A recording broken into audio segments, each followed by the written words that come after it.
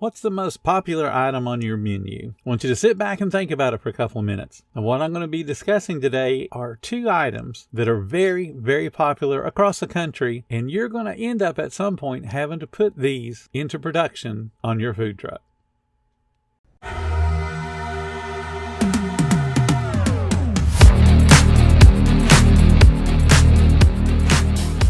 Welcome to the 10-Minute Food Truck Training Podcast. My name is Bill Moore. I am a food truck business coach, author of 5 food truck vending books, including Food Truck 101 and Food Truck 201. This podcast is all about helping you start and grow your food truck business. Table Needs welcomes you to listen in as Christian and Tracy, co-owners of Restless Coffee, spill the beans on their debut year in the food truck scene. Uncover the secrets behind their secret menu, how they continually provide stellar customer service, and why building a strong community following is so important. Click the link in the episode description to watch the video for free.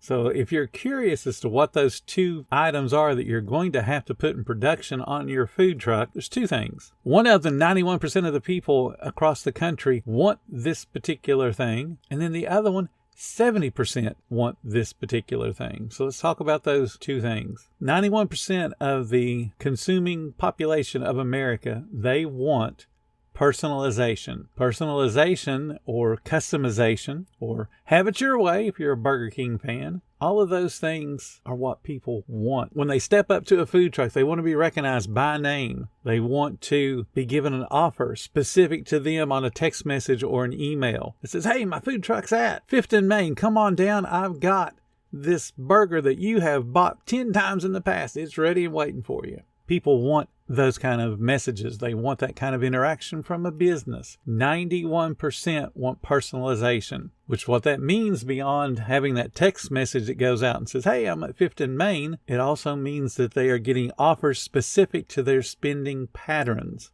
So you can't mess that up. Somebody that comes to your food truck 3 days a week and they get a large cup of coffee, you cannot send them an offer that says, hey, we got hot tea, come on down. Because basically you said, we don't pay attention to you. So personalization. Now here's the thing that a lot of places are doing with personalization, and that is having the self-ordering kiosk. Now the immediate response is, well, they're just not wanting to hire people. And that could be true. They may not be able to hire good quality cashiers. But what a well-programmed self-ordering kiosk does is allows a guest to stand there and look through the whole menu with zero pressure. They don't have that cashier going, will that be all? Can I get your fry with that? Anything else? Anything else? Anything else? That's one of Melissa's pet peeves. She hates going up to a drive-thru and saying, I would like a Big Mac. And then she pauses. And the immediate response, because she paused, is anything else? That's not guest service. That's just being rude. Proper response, if there is a pause, would be, I have your order as one Big Mac. Would you like a fry? Would you like a drink? Would you like a dessert with that? Because those questions now prompt the person to go, no, thank you, but I would like, and then they order whatever else they do want. But when you give them anything else, that's not service. That's just you being rude and lazy. So remember, 91% of the consuming public wants personalization. They want to be treated special. And the way you show that you're treating them special is to give them opportunities to buy food specific to their spending patterns.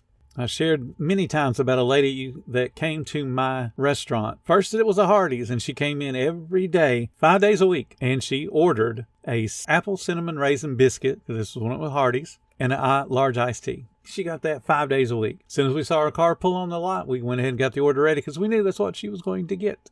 Now, through trial and error, I figured out that she did not care one bit about our food at lunch or dinner. And we sold chicken back then. Couldn't give her a coupon for chicken for nothing. But when I would say, hey, here's a coupon for a discount on your iced tea, or here's a coupon for a free apple cinnamon raisin biscuit, she took them because that was personalized to what she liked to spend. Now, when we turned into a Burger King, I happened to be running that Burger King too. And she didn't change her order other than she got the Cinnaminnies that we had at Burger King. That was her sweet thing. And she still got a large iced tea on her way to work every single day. Offer her stuff with a Whopper or some of the other products that we were selling or starting, and she didn't care. But if I'd say, hey, would you like a Cinnaminnie coupon? Would you like a buy one, get one free specific to the Cinnaminnies? She was all about it because, again, it matched her preference for food. It wasn't me just randomly trying to give her something. So that's what personalization is about. It's taking your guest service one step farther. Now, you can do this in a number of ways, just having a really, really good memory, or you can collect data about the people. That requires a little bit more of a sophisticated POS system, but the way that technology is today and the way the consumers are that are going to have the money tomorrow, they want that personalization. So you might as well jump on the bandwagon now and start to get it under control. Now, there's one other thing I told you that everybody wants to see on a menu, and I alluded to it a little bit, but it's loyalty. 70% of the consuming public said that a loyalty program, and then it's qualified by a well-executed loyalty program, influences them in their shopping decisions. So why do you think every single restaurant in the world that's a chain has some type of loyalty program? Because the consumers have said, this is what we want. We want to be made to feel special by following your brand and downloading your app. So give us a reason to want to come eat. Free app on Thursday, and you send them out a text message. You're going to get busy. You can make that association with the free app by saying, you got to buy one, buy dinner and we'll give you a free app. Come down. You're part of our loyalty program. We appreciate you. People want to be made to feel special. That's what customization does. When they step up and say, hey, can I not have this on your product? Successful food trucks say, not a problem. We're going to take care of you. The food trucks that will be up for sale next year are the ones that say, nope, this ain't Burger King. You're going to get it the way I make it. Times are changing. The consumers that we're used to, my age group, we're dying off. It won't be too much longer before we're not the biggest generation. And I'm talking about baby boomers. The subsequent generations are significantly smaller. Because remember, the reason we're called baby boomers is because a whole bunch of us was born during that particular time frame, directly after the Second World War. There's not been a baby boom since. So every subsequent generation, Generation X, Generation Y, Millennials, and all the other names that they have for the different generations, they are smaller in number. But they're the ones that are going to be influencing buying patterns into the future, because they're the ones that are coming of age now and getting the good jobs. So the people like me, the baby boomers, we're now on fixed incomes. So we got to have specials. But the younger generations, they're wanting specialization so they can feel important. It's all about making that connection between your business and what they want. So there's two things again. Personalization. We're open at 5th and Main today. Come on down and I have your burger, whatever that product is, ready and waiting for you, and you call them by name. You send that out as a text message. That's personalization. I've got your favorite lemonade in stock. Come on down. I'm not going to run out because I've got one reserved just for you. That's personalization. Customization, allowing people to actually have a special, because when you allow them to have a special, guess what? They get to feel special because of you. Saying no to specials is just chasing business away. Every time you say no to a guest, they're not going to come back. Or if they do come back, it won't be as frequently because they still have that ugly word, no, ringing in their ear.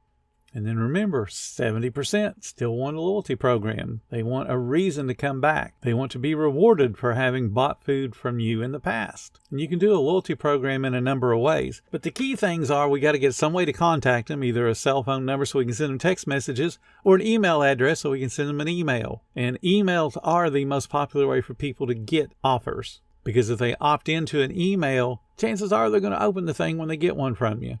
But it's got to be personalized. So the email would read, hey, Bill, I see that you order our double bacon cheeseburger and you seem to love it, and you also don't like ketchup on it. So please come on down. We've got a bacon double cheeseburger with your name on it, and I'm not putting any ketchup on it. That kind of email is going to get attention, and it's going to get more of a return from the people that you send it out to because you specialized it based on their shopping patterns. The statistics are showing that if you send out 1,000 emails that just generically say, buy one, get one, and then you send out 1,000 emails with a specific offer for each of those 1,000 individuals, more people are going to return with a specific offer to them. So yeah, it takes a few minutes to personalize an email. But if you get the software and you get those loyalty programs that can do the tracking for you, it becomes easier. So the two things that you got to have on your menu, if you don't have them today, you need to really be thinking about them for tomorrow. And that's going to be personalization and a loyalty program. Then when you combine the two and you have a personalized loyalty program, you're going to be unstoppable because you'll be doing something that the other food trucks aren't willing to do.